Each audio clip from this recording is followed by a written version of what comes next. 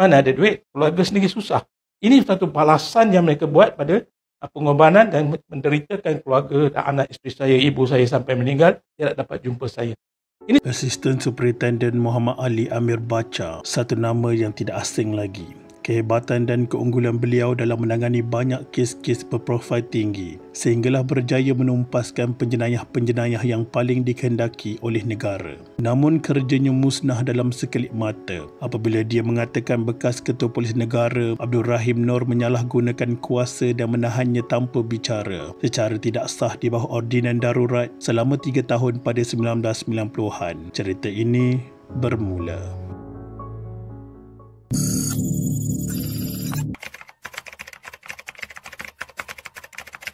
Selepas lulus sijil pelajaran Malaysia, beliau telah memohon untuk menyertai pasukan polis, Tentera Laut Diraja Malaysia dan Jabatan Immigration. Beliau menerima panggilan untuk menghadiri temuduga dengan pasukan polis sebelum menjalani latihan di Pusat Latihan Polis Polapol Kuala Lumpur pada Julai 1979. Beliau kemudian dihantar menjalani latihan kursus asas peperangan di hutan di Sekolah Latihan Pasukan Polis Hutan Ulu Kinta, Perak. Beliau turut menjalani kursus pegawai kanan polis di Maktab Polis Diraja Malaysia di Kuala Kubu Baru, Hulu Selangor. Selepas tamat semua kursus itu, beliau ditugaskan sebagai komander pelatun bagi pelatun 3 Company A. Selepas itu, beliau menjadi komander pelatun 5 Company B Battalion 2 Pasukan Polis Hutan Brigade Utara Ulu Kinta selama 5 tahun dari 1980 hingga 1985. Beliau kemudian ditukarkan ke Batalion 3 Pasukan Polis Hutan Jalan Lapangan Terbang Ipoh sebagai Komander Pelatun Merangkap Second in Charge Company A selama setahun 6 bulan. Pada 1987, beliau ditukarkan ke Cawangan Siasatan Jenayah di Johor Bahru. Beliau ditugaskan sebagai pegawai penyiasat. Jadi cara kerja pun berubah iaitu menyiasat serta menyiapkan kertas siasatan kes jenayah di sekitar Johor Bahru yang terkenal dengan bandar yang tinggi kadar jenayahnya.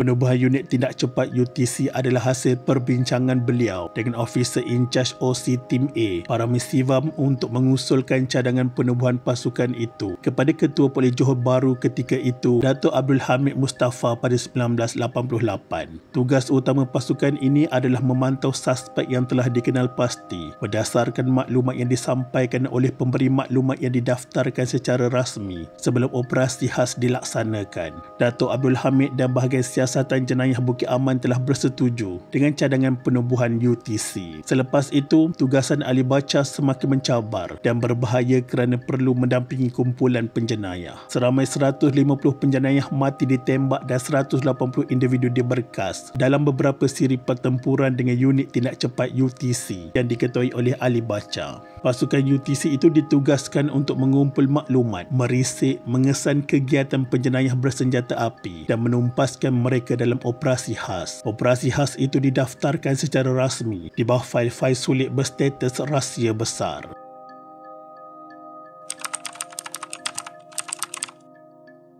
Ali Bacha perlu melakukan penyamaran sebagai penjenayah bagi melaksanakan tugas untuk memasuki ke dalam geng CD misai melenting. Lebih mencabar apabila beliau tidak boleh membawa sebarang tanda atau dokumen pengenalan diri seperti kad kuasa yang menunjukkan dirinya ada kaitan dengan polis termasuk senjata api milik PDRM. Pengalaman yang tidak boleh dilupakan adalah penyamarannya dalam kumpulan penjenayah diketuai oleh seorang lelaki yang dikenali sebagai CD. Misi pertamanya adalah perlu berpura-pura berbuat baik dengan ketua kumpulan untuk mendapatkan kepercayaan terhadap Ali Bacha. Setelah mendapatkan kepercayaannya, barulah Ali diperkenalkan dengan lebih ramai rakan sejenayahnya di sekitar Johor Bahru. Ali Bacha pernah menyaksikan peristiwa ngeri apabila salah seorang ahli kumpulan itu dipukul beramai-ramai sebelum dibakar hidup-hidup kerana mencuri wang hasil rompakan.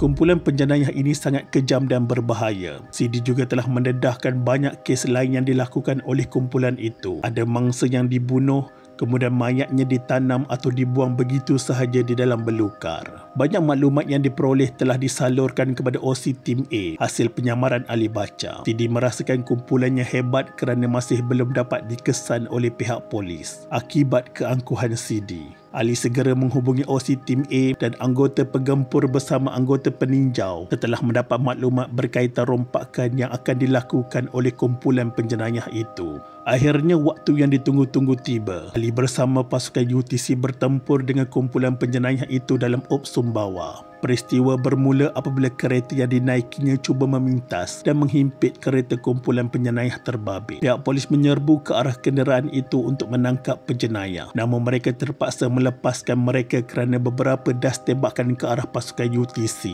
dilepaskan secara agresif.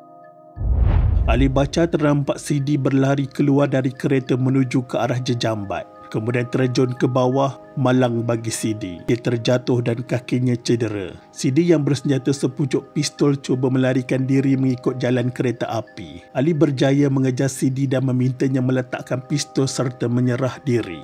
Bagaikan adegan sebuah drama. CD berpaling dan terkejut melihat Ali kerana orang kepercayaannya selama ini rupanya seorang polis. CD kemudian mengacukan pistol, tetapi sebelum CD melakukan tembakan, Ali segera melepaskan tembakan balas. CD rebah dan mati di lokasi kejadian.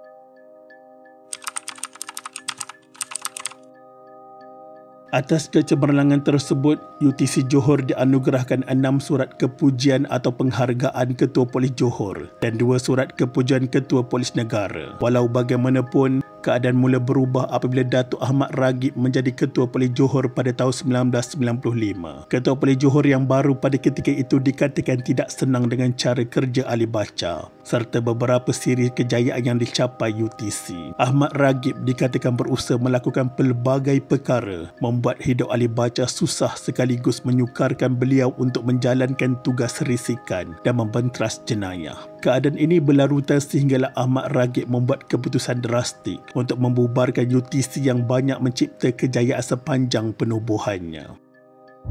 Dalam tahun yang sama, pada 9 Mac 1995 menjadi saksi Ali Bacha diarah bertukar ke Ibu Pejabat Daerah Polis Tumpat sebagai Ketua Bahagian Pengurusan Daerah Tumpat Kelantan. Oleh kerana di Tumpat ada sekumpulan penjenayah membekal senjata api pernah membuat ugutan bunuh ke atas Ali Bacha. Satu laporan polis telah dibuat memikirkan faktor keselamatan. Ali Bacha membuat rayuan dan memohon untuk ditukarkan ke negeri lain sama ada di Melaka atau Selangor.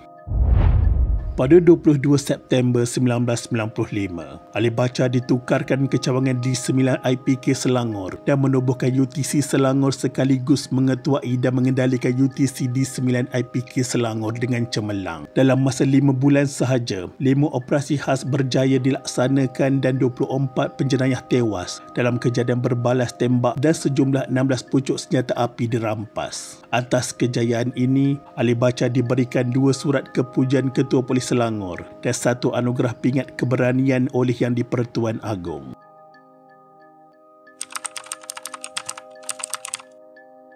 Walaupun tidak ada apa bukti, tidak ada apa pun yang boleh kait, tetapi tetap dituduh saya ke mahkamah.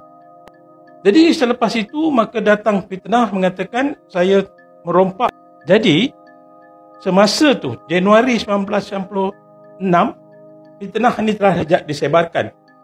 Dan dalam bulan Februari, ujung Februari 1996, ada satu berlaku rompakan bank di Permas Jaya yang mana pengawal bank ditembak mati dan rakan sejenayah ni mayatnya dibuang di Sungai Tiram.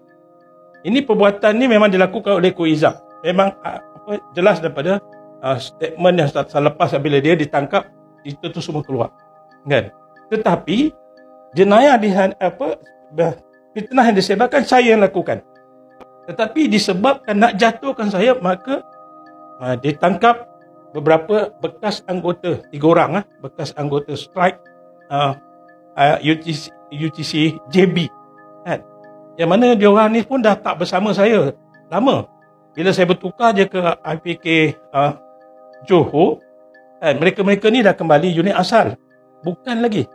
Tetapi ciri-ciri operasi yang saya bersama mereka, maka 4 anggota CPJ ni telah menggunakan platform muktamah saya, mengatakan konon semasa dia khidmat dengan saya telah menggunakan anggota UTC melakukan rompakan. Dia dengan pegawai dia telah sebarkan berita itu. Berita ini sahaja disebarkan untuk menjatuhkan saya. Pada 22 November 1997, sewaktu dalam tahanan, keputusan untuk tindakan tata tertib oleh Suruhanjaya Pasukan Polis dikeluarkan dan Ali Bacha dikenakan perintah buang kerja atas alasan mencemarkan pasukan polis. 2 tahun selepas itu, pada 22 November 1999, tahanannya dilanjutkan lagi 2 tahun sehingga 22 November 2001 apabila mereka gagal memujuk dan memaksa Ali Bacha mengaku melakukan jenayah seperti yang dituduh dan ditomahkan. Namun demikian, pada 27 Oktober 2000, perintah tahanan ke atas Ali Bacha dibatalkan Menteri Dalam Negeri Tun Abdullah Ahmad Badawi yang baru dilantik pada 1999. Sebaik sahaja dibebaskan dari tahanan, Ali Bacha mengambil tindakan saman sivil untuk menuntut haknya yang telah dirampas secara salah. Dalam pengurusan kes pada 2004, Ketua Polis Negara KPN telah memohon untuk membatalkan saman Ali Bacha dan pada 2005, Penolong Pendaftar Mahkamah menolak permohonan KPN tersebut. Seterusnya pada tahun 2005, KPN memohon ke Mahkamah Tinggi untuk menolak saman Ali Bacha dan pada 2006, Hakim Datuk Hishamuddin Yunus turut menolak permohonan KPN untuk membatalkan samannya. Namun disebabkan masalah keuangan yang teruk selepas dibebaskan daripada tahanan serta beberapa kenyataan hakim dan barisan peguam tidak begitu membantu, Ali Bacha hilang keyakinan untuk meneruskan perbicaraan pada waktu itu. Ali Bacha terpaksa menarik saman pada waktu tersebut dan hanya mampu menunggu sehinggalah babak pertukaran kerajaan berlaku pada 2018. Demi mahu hak yang dinafikan selama ini dikembalikan, Ali Bacha membuat laporan polis pada 12 Disember 2018 berkait dengan salah laku pegawai dan anggota yang membuat cerita fitnah sehingga beliau dikenakan hukuman di bawah ordinan darurat. Seterusnya pada 18 Disember 2018, Ali Bacha membuat laporan polis kedua berkait tuntutan yang sama. Pada 22 Disember 2018 pula, Ali Bacha membuat laporan polis ketiga bersabit tuntutan berkaitan tetapi masih tiada apa-apa tindakan dan jawapan balas dari pihak polis.